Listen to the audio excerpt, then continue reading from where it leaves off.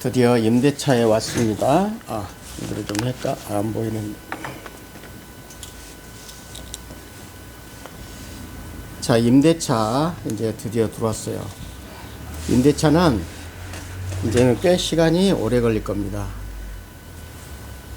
다시 한번 자꾸 이야기하지만 제가 모든 지금 법무사 촬영하는 거는 제가 100% 알아서가 아니에요. 이것만 딱 드신 분도 그럴 것 같아서 저도 수험생 입장이라는 거, 정리 차원에서 제가 찍는다는 거, 그리고 기본서하고 기출문제, 조문을 다 하고, 그러니까 아직도 제가 긴가민가 한 것도 있어요. 자, 페이런 하고 임대차에 들어왔습니다. 임대차는 민법 전반을 따져서 가장 중요한 부분이라고 할 수 있어요. 우리가 매일 접하니까 판례도 어마어마하게 있고, 오늘은 시간이 꽤 오래 걸릴 겁니다. 그래도 끊지 않고 계속 할 겁니다. 지금 이 어마어마한 양의 페이지로만도 글쎄요, 한 50페이지가 넘는 것 같아요. 원래 통상적인 그 진도로 한다 그러면은 이 임대차만 가지고도 아무리 해도 2주는 해야 될 것 같습니다. 근데 저는 한 하루나 이틀 만에 끝냈기 때문에 조금 미진한 것도 있을 거예요. 그래도 워낙 제가 부동산에 대한 그 기초가 탄탄하기 때문에 그런 기간도 가능하다. 자, 임대차 그럼 여러분들은 딱 두 가지를 생각해야 됩니다. 길기 때문에 제가 목소리를 높이지 않고 천천히 저도 같이 정리해가면서 할 생각입니다. 민법상의 임대차가 있고, 크게는 민법상의 임대차, 특별법상의 임대차가 있습니다. 그런데 특별법은 주임법과 상임법이 있어요. 이제는 앞으로는요, 그 용어 자체를 여기서 이야기하면서 설명을 하지 않겠습니다. 그냥 수업용으로 그냥 하겠습니다. 시간상. 그러니까 우리는 생각을 할 때 상임법은 생각할 필요가 없어요. 시험에도 잘 안 나옵니다. 그거는 특별한 상임, 일부 상임만을 대상으로 하는 거기 때문에, 그래서 우리가 딱 비교할 거는 민법상의 임대차, 주임법상의 임대차, 이 두 개가 달라요.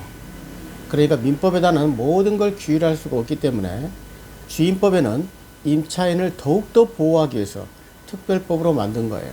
그러니까 차이가 있다는 거. 민법은 포괄적으로, 주임법은 구체적으로 적용을 했다는 거죠. 먼저 민법상의 임대차입니다.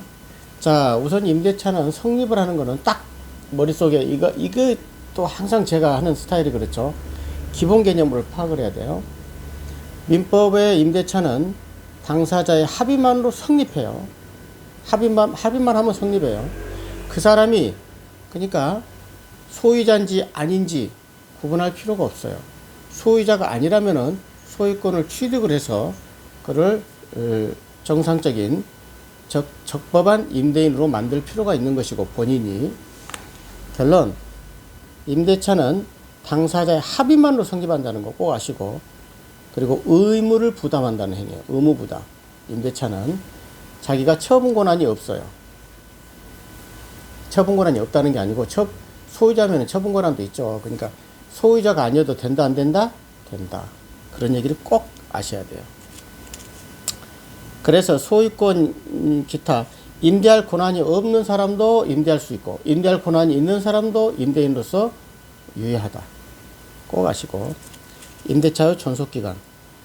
임대차 민법상입니다. 여러분 꼭 머릿속에 지금부터 주세요. 이따 주임법을 할 거니까. 그거를 아무리 너무 많아서 나눠서 해야 될 것 같네요. 임대차의 존속기간은, 자, 존속기간을 정했을 경우 민법상의 임대차는 최장기간 존속기 없다.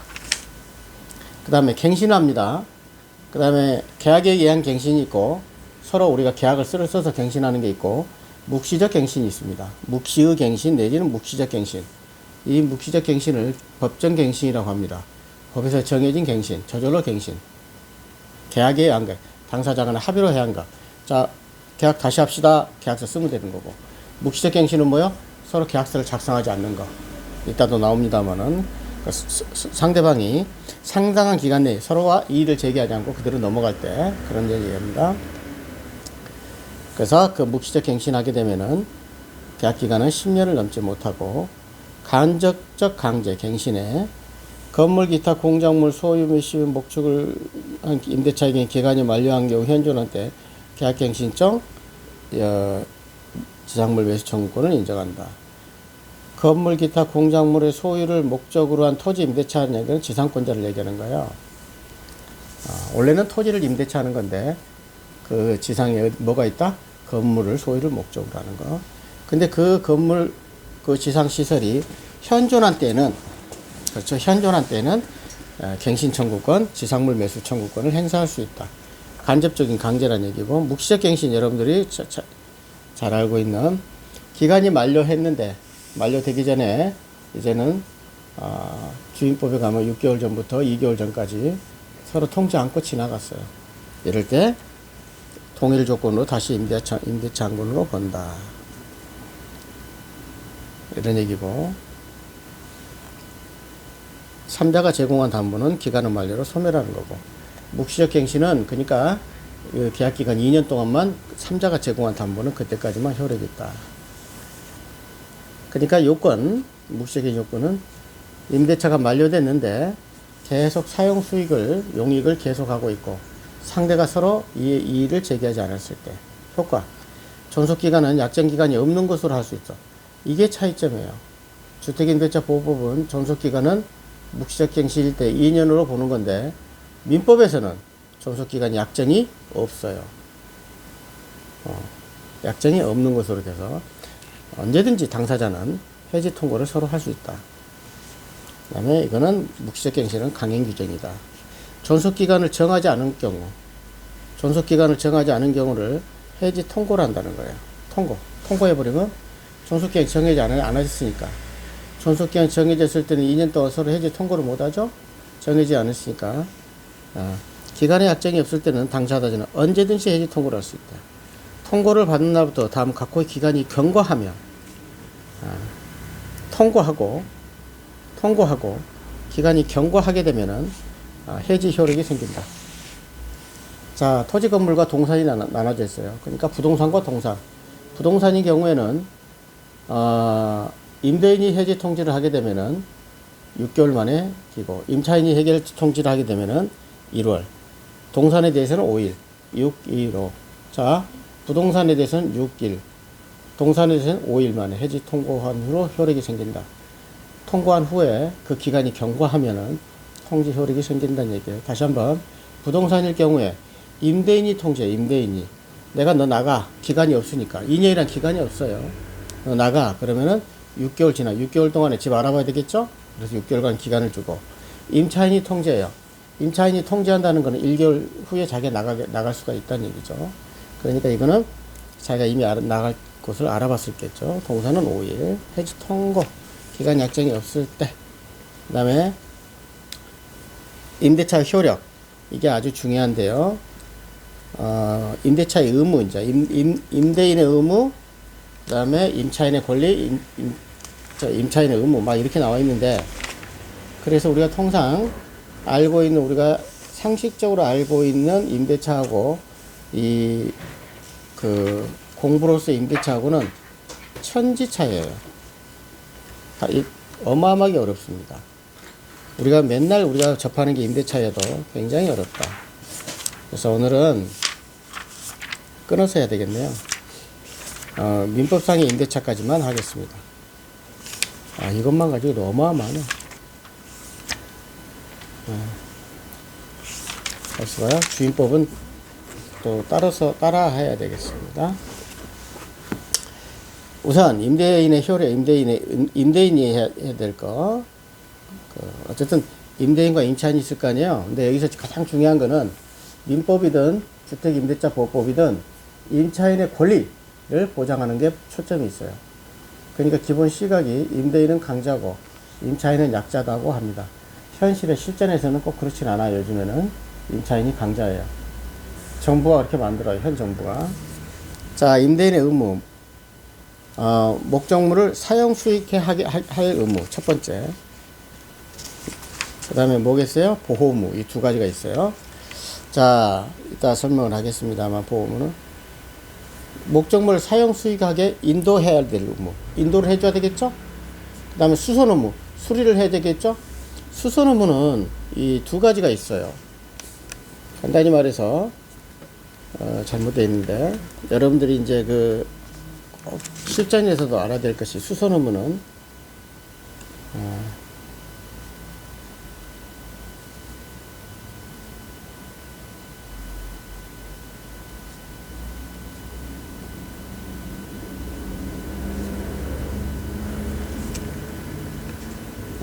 이거는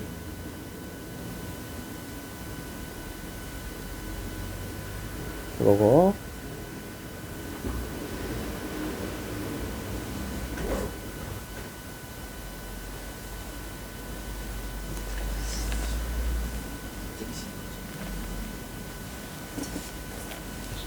그래서 자, 목적물을 인도하고 수선해 줘야 될 의무가 있어요, 임대인은.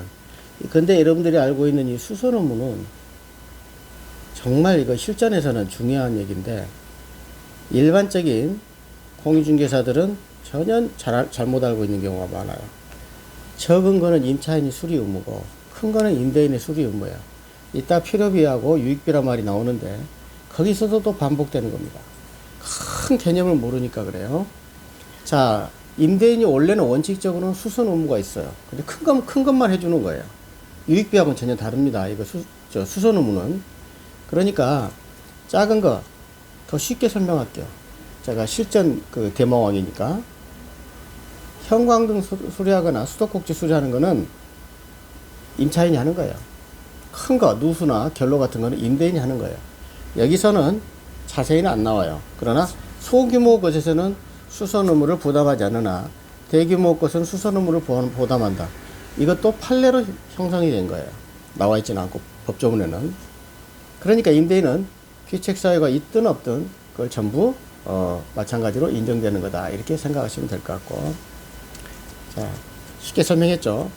그 다음에 수선 의무를 면제하겠다. 우리가 계약서를 쓸 때 면제 특약이라고 그래요. 그거를. 면제를 특약하는 것도 원칙적으로는 소규모 수선에 한해요. 면제하는 거는. 이해하셨죠? 그냥 큰 거, 누수 결론은 임대인이 해야 될 의무고, 작은 거, 소규모는 그 면제 특약을 해도 소규모 거에서만 한한다. 이런 게 나오고. 그 다음에 방해 제거 의무.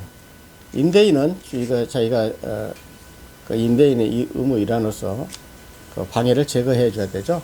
누가 다 해줘야 된다는 거죠. 침범하게 되면은. 그 다음에 두 번째로 이제 사용 수익을 하게 될 의무 다음에 보호 의무라는 거 있어요. 보호 의무. 그러니까 통상의 임대차 관계에서는 임차인의 안전을 배려하거나 도난 방지 등 보호 의무까지도 부담한다고 볼 수 없어요. 우리가 일반 임대차에서는 보호 의무는 없는 거예요.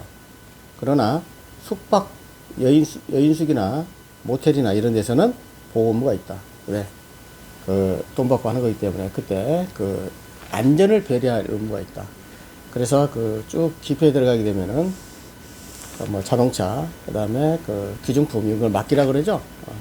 키 달라 그러고 보호 의무가 있기 때문에 그런 거예요. 자, 임차인의 권리. 민법상의 임대차에서도 그런다고 그랬죠.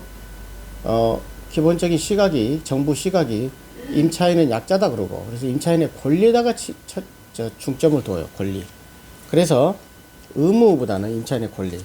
자, 첫 번째, 목적물을 사용 수익할 권리. 아까 했죠. 임대인은 사용 수익할 의무가 있고, 사용 수익해 해줘야 할 의무가 있고, 임대인은 사용 수익할 권리가 있죠. 그걸 임차권이라고 그래요. 임차권. 중요한 거죠. 그러니까 임차인의 권리는 크게 보면 임차권이 있고, 비용상환 청구권이 있고, 매수 청구권이 있어요. 자, 매수 청구권. 그 다음에 솔직히 이것만 가지고도 한 달 이상 걸립니다. 이거 여러분들 이해하려고 하면은. 전화 되니까 이거 안 되지 또. 저도 수험생인데 이거 하루 이틀 만에 끝내기 절대로 불가능한 분량이에요. 그러니까 아무튼 저는 끝냈기 때문에. 자, 일단 임차권 있고, 아까 얘기했죠? 비용상환 청구권, 매수 청구권. 비용상환 청구권은 두 가지가 있죠. 필요비 청구권, 이익비 상환 청구권. 매수 청구권은 부속물 배수 청구권, 지상물 매수 청구권. 이렇게 있어요. 자, 여러분들 민법과 주임법과는 차이가 있다고 그랬죠. 여기서 그랬죠. 대항력이 나옵니다. 임차권에. 자, 대항력에서 여기 비교를 해놨네, 이 교재에는. 민법상의 대항력을 할 때는 주임법상의 대항력은 뭐라고 그래요? 주임법상은 인도와 주민등록이죠. 그 주민등록 전입신고가 똑같은 거고.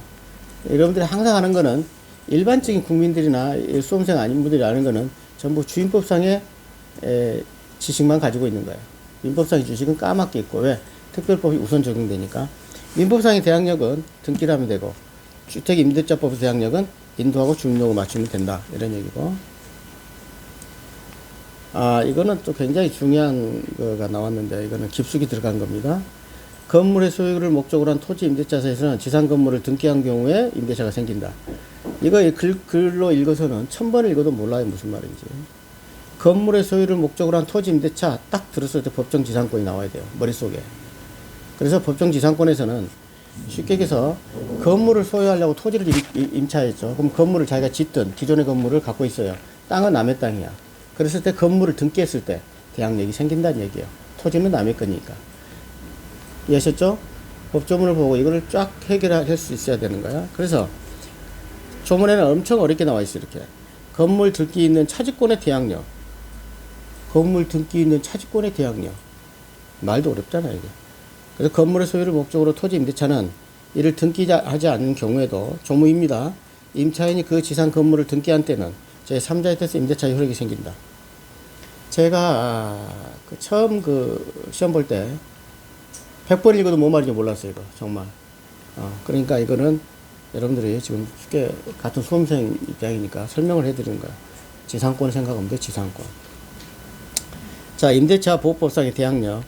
잘 알죠? 인도와 주민등록, 전입신고 하게 되면 이 길부터 대항력이 가진다. 이 길부터 대항력을 가기 때문에 저당권보다 후순위라 이 말이에요. 저당권은 즉시 발생하고. 그러니까 이거는 여러분들이 너무 잘 알아. 이거는 설명 안 해, 이런 정도는. 그 다음에 양수인은 임대인의 지위를 승계함으로 임대차 계약의 법률 효과도 양수인에게 승계된다. 아주 중요해요. 그래서 법적 저절로 정해진 대로 승계돼요. 그죠? 간단한 거죠, 이거. 이렇게 말은 어렵지만. 매수인이 그 임대인이 살고 있으면 그 임대인한테, 임차인한테 보증금도 반환하고 그대로 임대인의 지위를 승계한다. 그 말이에요. 그래서 주택임대차보호법에서는 그 임차인은 2년 이전에 주인이 바뀌어도 안 나간다 이거죠.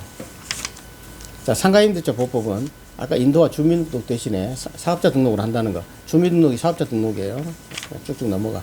자, 비용상환 청구권이 있습니다. 비용상환 청구권, 아까 필요비 청구권, 이익비 청구권. 이게 어마어마하게 중요해요, 이거. 이것만도 판례가 지금 여러분들, 어마어마한데, 이거 임대차는요, 분량이 어마어마하게 많아가지고, 자, 비용상환 청구권은, 이거는, 아까 얘기했지만, 일반적으로 알아야 될 게, 매수 청구권은 형성권이에요. 그러니까, 독립성이 있어요. 부속, 지상물이라는 그 독립성이 있어요. 근데 비용상환 청구권은 필요비나 이익비는 독립성이 없어요. 부합되어 있다는 얘기예요. 그 개념을 딱 알아야 돼요. 자, 비용상환 청구권의 첫 번에, 이제 여기서는 1항에는 필요비 상환 청구권이 나와 있네요. 임차물의 보존에 관한 필요비를 제출한 때는 임차인은 그 상환을 청구할 수 있다. 그 상환. 필요비 지출할 때는 즉시 상환 청구할 수 있고. 그래서 제가 얘기했잖아요. 민법 조문이 기가 막혀요. 근데 조문에가 다 답이 있는데 조문을 해석할 수가 없어요. 그래서 해석할 수 있는 사람만 합격하는 거고. 임차인이 유익비를 지출한 경우에는 임대인은 임대차 종료 시에 이래요. 가액의 증가가 현존한 때에 하나야. 지출한 금액이나 증가액을 상환해야 된다. 이 경우는 법원은 임대인의 청구에 의하여 상환기간을 허여할 수 있다. 조금 늘려줄 수 있다는 얘기죠. 자, 유익비 상환 청구는 임대차가 종료할 때 하는 거예요. 그 다음에 지출한 금액이나 그 증가액을 지출한 금액을 청구하든가 아니면은 증가액을 청구할 수 있어요. 그 다음에 그 가액의 증가가 현존하게 해야 돼요. 이따가 설명 나오겠지만은 화장실을 청소했어요. 지가 필요에 의해서. 근데 화장실이 그대로 있어야 돼요. 수리를 했는데 화장실이 더러워졌어. 그 다음에 전부 파손됐으면은 유익비 상환 청구는 하지 못한다. 그 얘기가 다 들어와 있어요. 자, 일단 필요비 상환 청구권. 보통 제가 10분 안팎으로 찍는데 벌써 20분이 지났죠. 그래서 제가 이거 임대차가 너무 분량이 많아서 이거 정리 촬영을 안 하려다가 너무 중요한데 길다고 안 하면 안 되잖아. 지금. 나도 여러분 가장 중요한 공부는 뭔지 아세요? 이렇게 정리하게 되면 내 머릿속에 쏙쏙 들어와요. 꼭 여러분만들을 위한 게 아니에요.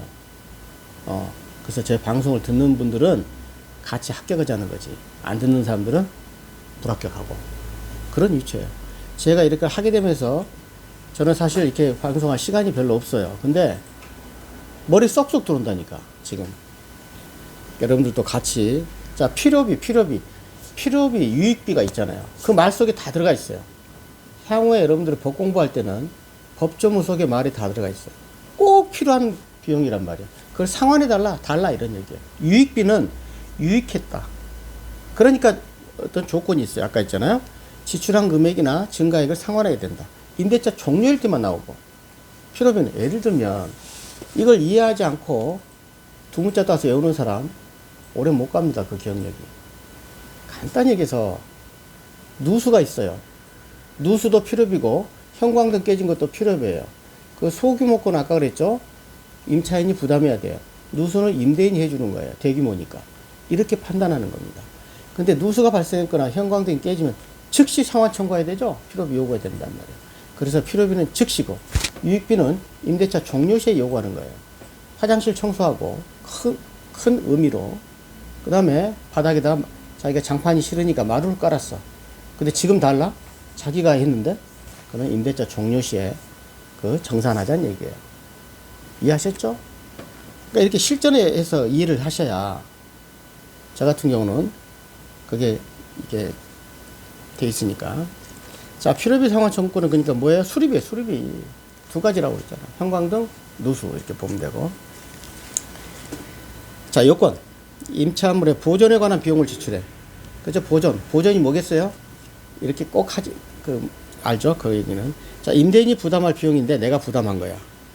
효과 즉시 청구할 수 있고 행사할 수 있고 그 다음에 그 목적물을 반환하고 있다. 6개월 제척 기간이 있어요. 상환 청구액은 전액을 청구할 수 있고 이런 얘기고 쭉 넘어가야 되겠습니다. 필요비 상환 의무는 차임 지구부와 서로 대응관계란 말은 동의항의 관계가 있다고 생각해도 됩니다. 필요비 안 주게 되면 그래서 유치권이 행사하는 거예요. 간단히 말해서 필요비 상환, 비용 상환 청구권은 크게 보면 딱 두 가지만 보면 돼요. 포기할 수 있느냐 없느냐 있다. 왜? 자기가 형광등 갈고 자기가 포기할 수 있는 거죠. 임차인이. 포기 투격 가능하다. 매수 청구는 포기 투격 할 수 없어요. 그 다음에 유치권 행사를 가능해. 돈 안 주면 그게 눌러 들어서 한다. 줄 때까지 눌러 붙어 있는다는 얘기죠. 그러니까 그게 뭐지? 유치권이에요. 그러나 무성물 매수청구권, 지상물 매수청구권은 그럴 수가 없다. 큰 개념 끝. 시험에는 이거 주로 나오니까. 그 다음에 유익비 상환 청구권은 증개 추가거나 큰 거예요. 큰 거. 그 다음에 마루나 화장실 교체했을 때 자기가 오래해서 교체했잖아요. 지 맘대로. 그래서 종료 시에 서로 정산하자. 어떤 걸 지출 비용을 할 것이냐, 뭐 어떤 증가액을 할 것이냐 이런 얘기예요. 그래서 요건 보셔야 돼요. 객관적 가치를 증가시켜서 비용을 지출해야 돼요. 그 다음에 독립성이 없어져죠. 전부 부합되어 있는 거. 부합 독립성이 없고 부속 독립성이 있는 거고. 그 다음에 가액의 증가가 현존해야 돼요. 그 자체가 현존하고 있어야 돼. 그 둘 중에 하나. 그 다음에 대항력이 있는 임차인은 양수인에 대해서 할 수 있고 대항력이 없는 임차인은 종전 소유자한테 할 수 있고. 쉽죠. 이거는 진짜 그 다음에 임대차 기한 종료시 할 수 있고, 반환은 6개월이나 할 수 있고, 그 다음에 지출한 금액과 현존한 금액의 가액 중 임대인이 선택하는 거야. 임대인이. 누가 돈 줄 사람이 선택하는 거지. 그 사람이 임차인이 자기 마음대로 마루 깔았으니까. 그래서 임차인이 주장 입증을 해야 돼요. 그거는 본인이 받으려는 사람들이 항상 임차는. 자, 항변권과 유치권. 아, 여기 나왔네요. 효과는 중요한 거에서 유치권. 이게 안 돼 있네. 그렇죠. 유치권을 빨간 걸로 해야 되겠습니다. 유치권을 취득해. 유치권. 그러니까 유치권은 일단 비용 상환, 비용 유익비 다 나와버렸네. 그리고 둘 다 저기 나왔네요.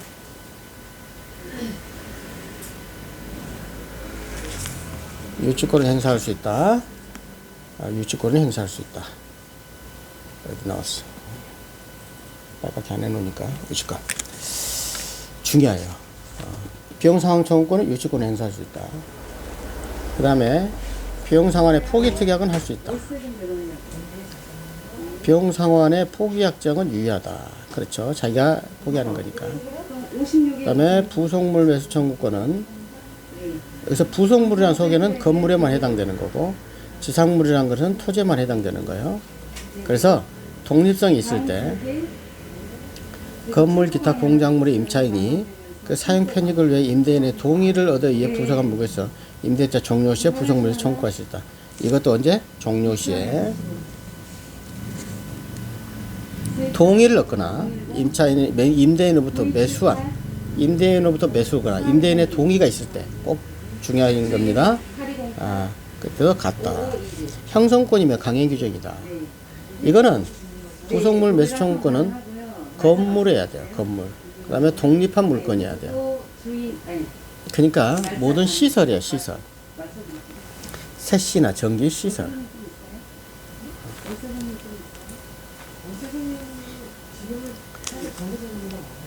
자, 부속물 매수 청구권의 대상은 그런 거죠. 증개축한 거. 예를 들면 증축이나 개축한 거는 부속물이 아니에요. 거기에 딱 부합돼 버렸죠. 그거는 부속물 매수 청구권의 대상이 안 된다는 거. 동의를 얻거나 매수해야 된다는 얘기고, 이 세 가지. 그 다음에 임대차가 종료해야 된다는 거. 꼭 이 요건을 알아야 돼요. 건물이어야 되는 거고, 그 다음에 독립한 물건이어야 되고, 행사. 임차권의 대항력이 있는 경우에는 그 임대인과 임차인 간에 행사하는 거니까 대항력이 있는 자에는 승계한 자. 승계한 자가 뭐죠? 승계인이죠. 승계인. 양수인이란 얘기죠.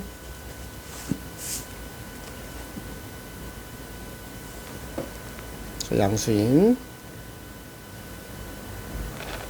벌써 꽤 오래 갔는데.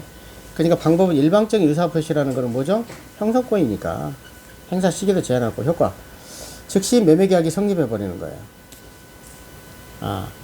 매매대금 지급과 동시행 관계에 있으면 일방적 의사표시 함으로써 뭐한다? 매매계약이 성립해버리는 거예요. 그냥 이렇게 매매대금 지급과 인도가 동시행 관계에 있는 것이고, 부속물 매매대금 건물 인도가 건데, 부속물 매매대금을 지급하지 않았다면 부속물은 임차 목적물 전부를 인도를 거절할 수 있죠. 그 다음에 이거는 이겠죠. 유치권이 안 된다. 매수청구권 포기특약은 두 가지 면이 있어요. 부속물 매수청구권도 강행 규정이니까 임차인한테 불리한 거는 효력이 없고 불리하지 않은 거는 효력이 있고, 우리가 민법을 통칭해서 주임법은 무조건 임차인한테 유리하게 돼 있다, 이 생각을 하게 되면 돼요. 임차인한테. 자, 부속물 매수 청구권과 그 다음에 이따 한번 이건 또 설명을 하겠습니다. 자, 지상물 매수 청구권. 그러니까 지상물 할 때는 뭐게 되어있어요? 여러분들 토지 위에 이 지상물이 있다. 지상, 지하 그렇잖아요. 그러니까 이걸 외우지를 말아요. 이런 걸 가지고도 두 문자를 딴 사람이 있어요. 자, 부속물 그런다 그러면은 건물에 안에가 있었던 부속물이잖아요. 독립성이 있다 이 말이에요. 장판처럼 딱 들러붙어 있는 거는 부합물이라 그래요. 그런데 아까처럼 떨어질 수 있는 거, 어떤 시설, 전기 시설이나 그런 거는 그 부합물이 아니잖아요. 부속물이라 그래요. 다시 한번 이 용어를 모르면 참 힘듭니다. 그래서 지상물 매수 청구권이다 그러면 당연히 토지 임대차죠. 부속물 매수 청구는 건물 임대차죠. 얘기합니다. 그래서 기간 만료할 때 똑같아요. 아까 부속물 매수 청구권하고 현존한 때에 한해서 두 개 선택할 수 있다. 그래서 이거는 이런 얘기죠. 여기 그 목적이나 의의가 지상 건물의 현존 가치를 보존하고자 하는 국민 경제적 요청과 토지 소유자의 배타적 소유권 행사로 인해서 희생하기 쉬운 임차인의 보호를 위해 마련된 것이다. 근데 이거라 굉장히 중요해, 이 용어가. 왜냐? 향후에 건물 같은 것도 헐지 말란 얘기죠. 이게 계속 연결돼요. 모든 법률에. 가능하면, 여기 나왔잖아. 국민 경제적 요청. 건물을 안 응하면은 헐게 되면 어떻게 돼요? 그 수십억짜리가 손해다 이거지. 국민 경제적으로. 그러니까 그걸 보존하고, 그래서 가능하면 지상물을 매수해라. 그를 임대인 네가 사라는 얘기예요. 어떻게 했기 때문에? 기간이 만료됐기 때문에 그 사람 뭐 동의도 있을 거고. 이해하셨죠? 요건. 건물 소유 등을 목적으로 한 토지 임대차란 말이야. 그러니까 건물을 목적으로 한 토지 임대차. 지상권. 그 다음에 임차권이 만료됐을 때. 근데 임차권이 만료됐는데 차임 등을 연체해서 계약이 해지됐을 때는 지상물 매수 청구권은 인정되지 않아요. 어떤 경우든 차임은 연체하지 말라는 얘기예요. 그러면 임차인의 권리도 박탈시키겠다. 기간이 약정이 없는 토지 임대차 계약을 임대인이 해지 통기한 경우는 계약갱신을 거절한 거라서 곧바로 지상물 매수를 청구할 수 있다. 이게 처음에 나는 뭔 얘기인가 했어, 이거. 근데 이런 얘기죠. 기간이 약정이 없어야 해지 통고라는 거잖아. 그런데 해지를 통고했어, 임대인이. 너 나가. 그러면은 계약갱신을 거절한다. 요즘에 지금 문재인 정부가 계약갱신 요구권, 청구권 해가지고 난리잖아요. 전세값이 폭등하고. 이런 얘기예요. 결론은 이것도 나중에는 향후에 지나면은 전부 위법으로 나올 거예요. 법도 다 바뀌게 됩니다. 두고 보세요. 그대로 유지 절대 못해요. 그러니까 결국 국민 경제적 관점에서는 이게 불합리하다. 그러면 반드시 올바르게 고쳐져요. 해지 통고를 했어, 임대인이. 기간 약정이 없는데. 너 해지했어요. 나가. 그러면은 갱신을 거절하는 걸로 본다는 거예요. 그럼 곧바로 뭐해? 그럼 나 이거 사가라. 이렇게 할 수 있다. 쉽죠? 그리고 지상 건물이 존재해야 돼요. 토지 임대차인데 건물이 존재하고 갱신 청구를 거절했을 때 뭘 하다? 지상물 매수 청구권을 할 수가 있다. 행사. 당사자는 소유자인 임대인이다. 계약 같은 경우는 양수인한테도 지상 매수 청구를 할 수 있다는 얘기죠. 자, 지상 매수 청구 상대방 원칙적으로 지상권이 소멸한 당시에 토지 소유자인 임대자, 소유자인 임대인이에요. 소유자. 쉽게 해서 임대인만 갖고는 안 되지. 왜 이 얘기를 하느냐? 내가 이거를 또 여기다 표시를 이렇게 해야 되겠습니다. 토지 소유자야 돼. 건물 소유자도 아니에요. 왜 그러냐? 남의 땅에다가 건물을 올렸잖아요. 그러면 그 토지 소유자가 아니면 그 건물을 사겠어요? 정신 빠진 사람이. 그러니까 토지 소유자란 말이에요. 말은 이렇게 나와 있는데 아주 중요한 말이에요. 지상물 매수 청구권에 대해서 통과하지 않으면 이해 못 합니다, 이거. 그러니까 토지 소유자야 돼, 토지 소유자. 뭐 당연히 임대인은 그런 거고. 핵심은 뭐다? 토지 소유자. 건물 소유자 아니고. 자, 이렇게.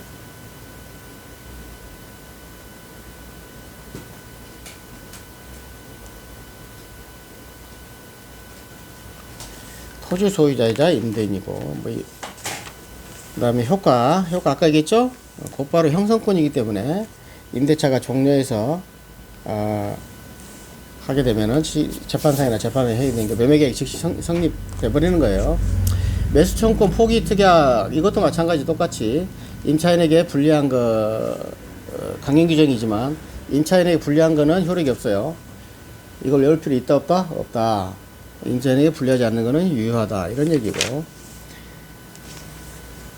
자, 시험에는 지금에 대해서는 일반적으로 이렇게 해서는 시험에 안 나와요. 이렇게 아는 거는 100 중에 한 10% 아는 거예요, 여러분들. 그 다음에 시험은 90%는 어디서 나온다? 엄청난 지금 판례가 나와 있습니다. 근데 여기서 판례는 정리를 못 하겠죠? 제가 알아서 할게요. 엄청난 시간을 쏟아야 됩니다. 그런 거. 그 다음에 이래도 오래 걸리니까 지금 임차인의 의무. 자, 아까 했죠. 임차인의 권리가 있고 임차인의 의무가 임대인의 의무가 있는데 가장 중요한 게 임차인의 권리. 왜? 간단히 말하면 민법은 전부 편면적 규정이에요. 임차인한테 유리하게 돼 있어요. 그래도 어떻게 해야 돼요, 여러분들? 악착같이 임차인에서 벗어나야 되는 거죠. 임대인이 돼야 되는 겁니다. 자본주의 사회의 속성이에요. 자, 차임 지급. 차임 지급해야 되겠죠. 결국은 보증금은 나중에 문제예요. 임대차에서는 차임이 중요한 거예요. 채권적 전세를 판단하지 말라는 거예요. 리걸 마인드를 가지셔야 돼요. 전부 그 일반적인 상식에서만 접근해서는 떨어집니다. 그래서 매월 말에 해야 되고 뭐 토지는 매년 말에 한다. 뭐 통상적으로. 그러니까 차임은 후급이 원칙이에요. 선급이 원칙이에요. 후급 원칙이에요. 차임 감액 청구권과 증감 청구권. 자, 차임을 이거는 우리 당사자들이 다 하는 거예요. 어떤 경제, 요즘 코로나가 심하죠. 이럴 때는 차임을 증감, 감액 청구권을 할 수가 있다는 얘기죠. 상가임대차법이 보호됐죠. 상가에 대해서는 차임은 얼마든지 감액할 수 있습니다. 하한선도 없어요.